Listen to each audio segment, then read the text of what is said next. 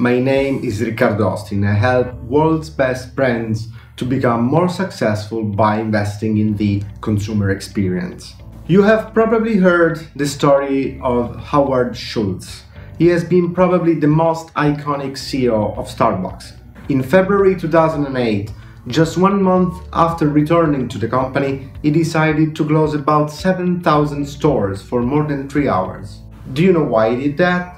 In the previous 5 years, from 2004 to 2008, Starbucks managed to open more than 8,000 new stores all over the world.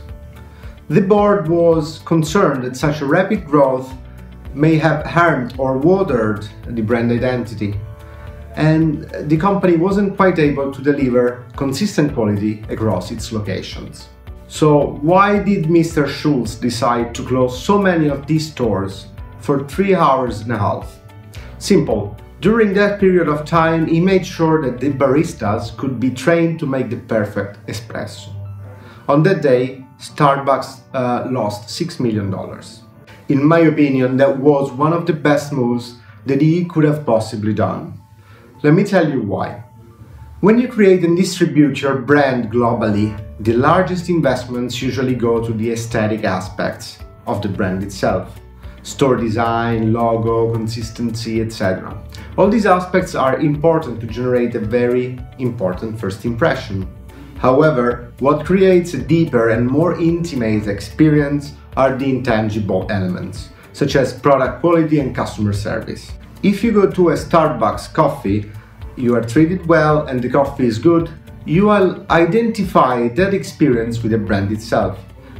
It goes without saying that one single employee could have a positive or negative impact on your experience with the whole chain, even if you go to one shop only. These intangible aspects are the most important ones to ensure that brand image and the core values behind it are consistent across the retail network. Unfortunately, these aspects are not only the most important, but they are also the most difficult ones to manage and improve. So what is the secret to making quality and service good and consistent? Continuous improvement. That's it.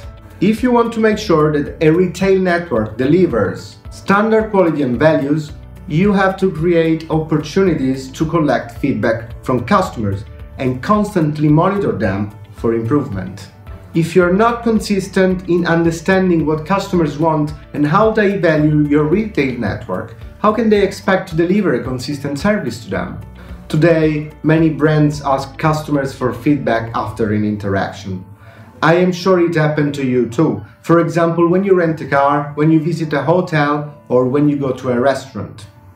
A couple of days after the interaction, companies usually send those emails requesting you to fill in a survey and give them a score.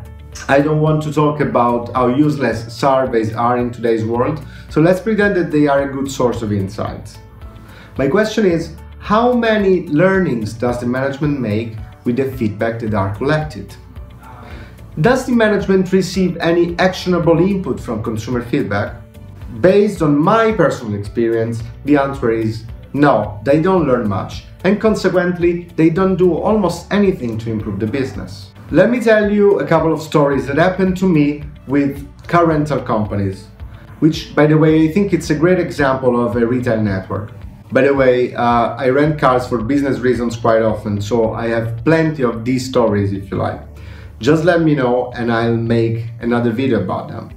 So, I rent a car with Sixt in Venice, and the operator on the phone told me that there were no issues at all to pick up the car a few minutes after midnight.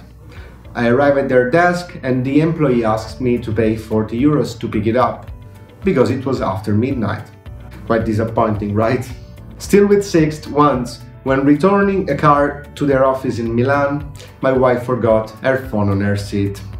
We came back a few minutes after and the phone wasn't there anymore. Nobody knows who took it, but that's not the problem.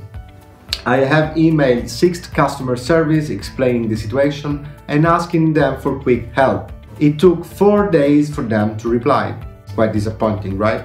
The issue with these stories is not just in these bad experiences, but lies in the fact that most probably nobody in the headquarters knows about them.